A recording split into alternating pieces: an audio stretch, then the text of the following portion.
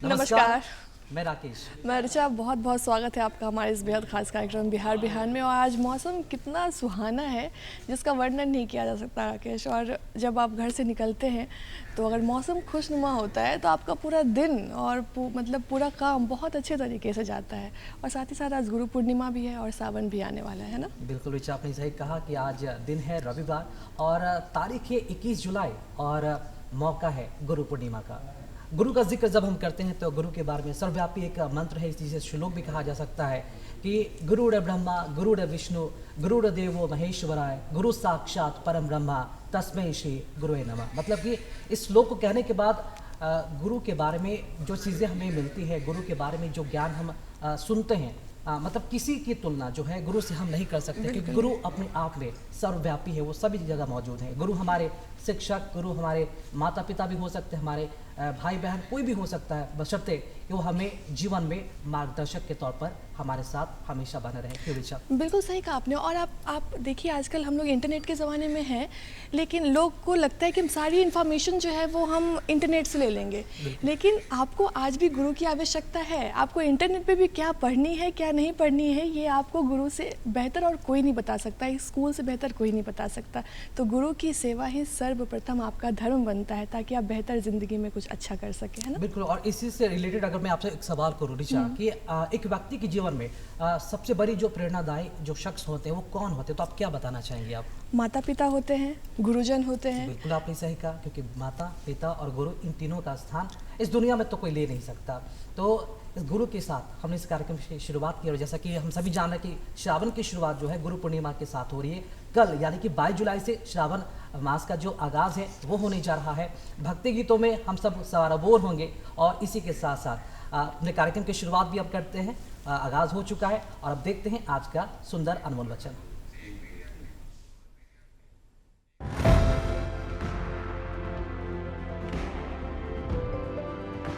महान सपने देखने वालों के महान सपने हमेशा पूरे होते हैं। Doctor APJ Abdul Kalam.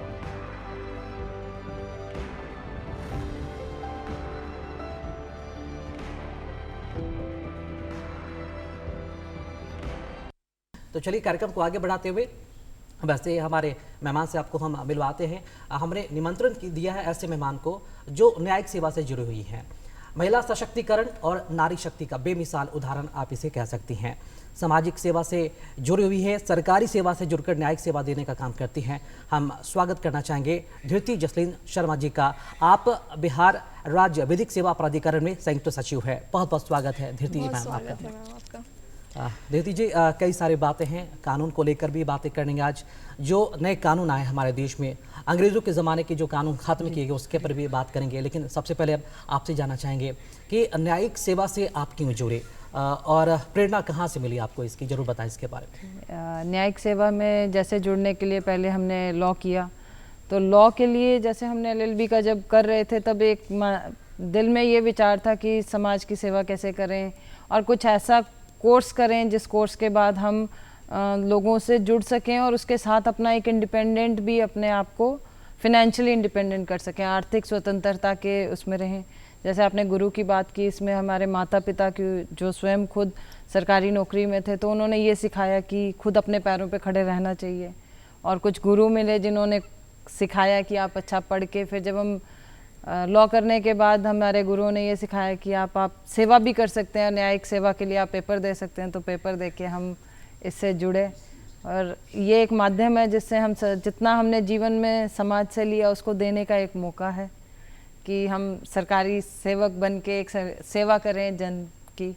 और उसमें मेरे को लगता है न्याय करना एक खुद में एक सेटिस्फेक्शन का वो जॉब है कि आपको लगता है कि आपने कुछ कार्य किया है। बिल्कुल। और पता है, बदलते दौर के साथ सारी चीज़ें मैम बदली हैं, तो इसमें कितना अवेयरनेस है लोगों में, अवेयरनेस के लिए क्या होता है, क्योंकि बहुत सारे लोग तो इसलिए भी नहीं इस चीज़ में पढ़ते हैं कि कहाँ जाएंगे, क्या करेंगे, कैसे करेंगे। तो अवेयरनेस के लिए क्या क्या चीज़ें होती हैं? अवेयरनेस के लिए जैसे आज की डेट में आज हम लोगों के घर तक पहुँचे अवेयर करने के लिए दूरदर्शन के माध्यम से, तो दूरदर्शन का शुक्रिया। उसके अलावा जो हमारा अपना बिहार राज्य विधिक सेवा प्राधिकार है, एक राष्ट्र केंद्रीय नालसा के अंतर्गत है, नेशनल लीगल सर्विस अथॉरिटी। उसके अंतर्गत हमारा एक सबसे बड़ा रोल जो हमारे प्राधिकार का है वो ये है कि हम जितने भी लीगल अवेयरनेस हैं, विधिक जागरूकता करें, लोगों में जितने भी कानून हैं जिसके लिए उनके पास अधिकार हैं उसके बारे में जागरूक करें। तो हम एक विधिक शिविर लगाते हैं, जागरूकता शिविर लगाते हैं, मेगा कैंप लगाते हैं। हमारे पैरा लीगल वॉलंटियर होते हैं हर ज़िला में, वो जन जन तक जाके, घरों तक जाके कैंपेन करते हैं, प्रोग्राम करते हैं। कुछ ना कुछ हमारा अवेयरनेस प्रोग्राम लगा रहता है ज़िला में। स्कूल की बात करें, स्कूल में हमारे लिटरेसी क्लब होते हैं, लीगल एड क्लिनिक्स होती हैं, जुवेनाइल जस्टिस बोर्ड में, जेल के अंदर हम जेल में जो कैदी हैं उनको जागरूक करते हैं। अभी हमारा एक कैंपेन चल रहा है और एक माननीय सुप्रीम कोर्ट का आदेश भी है कि ऐसे जो जेल के अंदर हैं जिनको ना पता हो कि वो अपील दायर कर सकते हैं, उनको जेलों के अंदर हम जागरूकता शिविर लगाते हैं। मानव अधिकार के दिन के अंदर विधिक जागरूकता शिविर लगते हैं। तो जो भी कानून जिसके अंतर्गत हमारे पास कोई अधिकार दिया है, उस अधिकार को कैसे यूटिलाइज कर लें उसके लिए हम जागरूकता, अपने पैरालीगल वॉलंटियर्स हैं या हमारे जो पैनल अधिवक्ता हैं, तो हमारा ये कार्य चलता रहता है। जी द्वितीय जसलीन शर्मा जी, लोक अदालत के माध्यम से आप लोगों को सामाजिक न्याय देती हैं। इस लोक अदालत के बारे में हम जरूर थोड़ा जानना चाहेंगे। लोग कैसे इससे जुड़ते हैं और कितने समय में उन्हें न्याय मिल पाता है, प्रक्रिया क्या है इसकी जरूर बताएं। किस तरह के जो मामले हैं अमूमन यहाँ पर आते हैं? लोक अदालत जैसे शब्द से ही निकल रहा है, लोक अदालत, जनता की अदालत। तो ये जब एक विचार 1983 में लाया गया था, इसमें ये बोला था, जैसे हम पुराने अपने परिवार में देखते हैं कि एक बुजुर्ग के आगे दो लोग जाते हैं और अपना झगड़ा रखते हैं और वो सुलझा देते हैं, या पंचायत की अगर हम बात करें, उसी प्रक्रिया को बना के जो कोर्ट में लंबित मामले हैं उनके लिए शुरुआत की गई थी कि वैकल्पिक मोड दिया जाए, अल्टरनेट डिस्प्यूट रेजोल्यूशन। उसके अंतर्गत अब हर साल में 4 बारी राष्ट्रीय लोक अदालत लगता है। उस लोक अदालत में जो सुलहनीय वाद, जो कानूनी प्रक्रिया में हमारे कानून में दिए गए हैं कि ये सुलह हो सकते हैं, हर तरह का वाद नहीं लिया जाता। जिस तरह अगर कोई संगीन जुर्म है, मर्डर है, उन सब में नहीं होता सुलह, लेकिन कानून में लिस्ट दिया हुआ कि किन में सुलह दिया जाएगा। वो सुलहनीय वाद, वो आवेदन देके वो लोग उसमें अपना हमारे ज़िला विधिक सेवा प्राधिकार में जा सकते हैं। हमारा एक टोल फ्री नंबर है 15100, उस पर भी कॉल कर सकते हैं। बिल्कुल मैम, क्योंकि इंसान नहीं कानून के पास तभी जाता है ना, एक कहीं ना कहीं वो एक मौलिकता भी खोता जा रहा है ना, तो वो ज़रूरी है। अभी इस पे भी मैम बात करेंगे कि अभी 3 नए कानून में संशोधन हुए, उसके बारे में बताएं कि कैसे है, क्या है ये। देखिए, जो संशोधन की जगह वो नए कानून आ गए, पुराने कानूनों को रिपील किया गया, ख़त्म किया गया और नए कानून आए।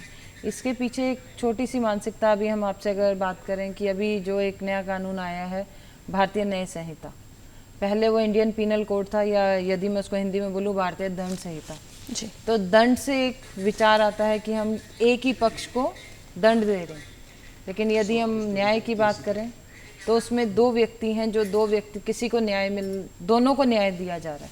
अपराध के लिए सज़ा है, वो भी न्याय है, और जो पीड़ित है उसको भी अगर कंपनसेशन या अपराधी को दंड देके उसको भी हम न्याय दे रहे हैं, उसका भी अधिकारों को हम पहचान रहे हैं। मैम, हम लोग अभी कानून से रिलेटेड बात कर रहे थे, तो इसमें क्या क्या जो चेंजेस आए, उसके क्या क्या प्रावधान हैं, वो कृपया करके बताएं। इसमें कुछ ऐसे कानून, नए ऑफेंस जोड़े गए हैं, जिस तरह देखा जाता था कि मोटरसाइकिल पे चलते किसी की चेन खींच लिया या स्नैचिंग कर दिया, या हमारे ऑर्गेनाइज क्राइम थे, या हमारे टेररिस्ट एक्ट जो होते थे, उनको भी इस श्रेणी में लाया गया है कि ऑफेंस अगेंस्ट ह्यूमन बॉडी, कि एक इंसान के प्रति जो ऑफेंस होते हैं हमारे जान के प्रति। और इसमें कुछ और प्रावधान लाए गए हैं जो छोटे ऑफेंसेस हैं, बहुत माइनर ऑफेंसेस के लिए, 6 ऑफेंसेस के लिए कम्युनिटी सर्विस को एक इंट्रोड्यूस किया गया है। जिस तरह मान लीजिए कोई एक चोरी किया 5000 का और वो वापस भी कर देता है, किसी कारणवश उसने किया और वापस भी कर दिया, तो उसको कोई दंड देने की जगह, उसको जेल भेजने की जगह हम उसको बोल सकते हैं कोई भी समाज सेवा करे, जिसके लिए उसको कोई पैसा नहीं मिलेगा, क्योंकि एक तरह का रूप का दंड है। तो उसको बोला जा सकता है कि कहीं पे बच्चों को पढ़ाया जाए, कहीं पे पेड़ लगाए जाएं, कहीं पे सफाई करी जाए। तो जिस तरह का उसने अपराध किया है, उस अपराध के समतुल्य कोई उसको एक समाज सेवा करने के लिए बोला जाए, तो एक बहुत बड़ा कदम है, जिसको यदि हम बोलें हम अपने बच्चों को, या हम अपने कोई ऐसे जो ऐसा फर्स्ट टाइम अपराधी है, जिससे गलती हो गया, कोई अपराध हो गया, उसको जेल में डालने की बजाय हम उसको थोड़ा एक समाज में को सुधारने के लिए उसको खुद सुधरने का एक मौका दिया जाए, नैतिक जागरूकता या उसको सुधारने का हम रिफॉर्मेटिव जो एक्ट बोलते हैं वो दिया जाए। दूसरा, इसमें कुछ ऐसे दिए हैं जो ज़्यादा संगीन अपराध थे, उनमें एक कम से कम सज़ा देने का प्रावधान थोड़ा बढ़ाया गया है। ये इसलिए बढ़ाया जाता है कि यदि हम अगर हम स्कूल की भी बात करें, स्कूल में जो बच्चा लेट आता है उसका अटेंडेंस काट दिया जाता है। तो ये स्कूल अपना डिसिप्लिन दिखाना चाहता है कि यदि आप इतने दिन नहीं आएंगे तो आपका अटेंडेंस कटेगा, आपको पेपर नहीं देने दिया जाएगा। उसी तरह जो सरकार है अपने आप को ये दिखाने के लिए कि मैं अपने लोगों की सुरक्षा कैसे करूं, तो कानून को थोड़ा, अपराध को, उसकी जो दंड है उसको थोड़ा सख्त बनाया जाता है ताकि लोग उससे डरें। तो उसमें कुछ अपराधों को दंड उनका बढ़ाया गया है। और कुछ जो एक बहुत अच्छा रिफॉर्म ये है कि हमने देखा है कई बार केस में जो अपराधी भागा रहता था, भगोड़ा हो जाता था, और जो पीड़ित था वो बेचारा इंसाफ की वेट करता रहता था। तो इस न्याय संहिता या भारतीय नागरिक सुरक्षा संहिता, नाम से ही अगर आप अब सिर्फ नाम ही बोलूँगी तो एक हौसला आ रहा है, एक कॉन्फिडेंस आ रहा है कि ये कानून हमारे लिए है, मैं नागरिक हूँ तो मेरी सुरक्षा के लिए कानून बना है। तो उसमें ये है कि यदि अगर कोई भगोड़ा हो गया, बहुत टाइम से भगोड़ा चल रहा है, तो कानून को ये पहले वो केस का गवाही करके बंद करना पड़ता था, अब उसमें वो जजमेंट भी दिया जा सकता है और जो पीड़ित है उसको मुआवजा भी दिया जाता है। जो हमारा मेरा विधिक सेवा प्राधिकार का एक रोल भी है कि हम मुआवजा भी देते हैं पीड़ित को। कोई भी अपराध हो जाएगा, दंड तो मिली उसको अपराधी को और पीड़ित को मुआवजा मिला जाता है जिसको विक्टिम कॉम्पनसेशन देते हैं, वो होता है। तो इस तरह बहुत सारे बदलाव किए गए हैं। साक्ष्य को लेके जो 7 साल से ऊपर अपराध है उनका आपको वीडियो रिकॉर्डिंग रहेगा, फॉरेंसिक रहेगा, उसके लिए टाइम भी दिया गया कि 5 साल में वो व्यवस्था डेवलप करें। तो कुछ चीज़ों को, विटनेस प्रोटेक्शन स्कीम, अब हम देखते थे गवाह आते थे और गवाह हॉस्टाइल हो जाते थे, मुकर जाते थे क्योंकि गवाहों की सुरक्षा नहीं थी। अब उसको एक लॉ के अंदर लाया गया है कि गवाह सुरक्षा योजना बनेगी, जो हमारे बिहार में पहले भी थी, बट अब उसको कानून के अंदर ऐसे कई लिखा सारे गया कानून है जिसमें ऐड ऑन इसमें ऐड ऑन किया किया गया है। गया एक और है। महत्वपूर्ण बात यहाँ पर कहना चाहेंगे द्युति जी कि अभी बिहार मुख्यालय की तरफ से, बिहार पुलिस मुख्यालय की तरफ से कुछ आंकड़े जारी किए गए अपराध की घटनाओं में जिस तरह से वृद्धि हो रही है और जो रिपोर्ट जारी की गई उन वजहों को भी साफ किया गया। अगर वजहों की अगर बात की जाए तो ये बताया गया कि मैक्सिमम जो घटनाएं होती हैं आपसी वर्चस्व के कारण होती है, व्यक्तिगत कारणों से होती है, भूमि विवाद के कारण होती है, जो लोग जो होते हैं एक दूसरे की जान लेने पर भी आमादा हो जाते हैं। तो प्रवृत्ति लोगों में कैसे बदले, क्योंकि संविधान ने हमें मौलिक अधिकार दिया है, हमें अपना अधिकार दिया है, तो उसके लिए अब प्रावधान भी नए जोड़े दिए हैं।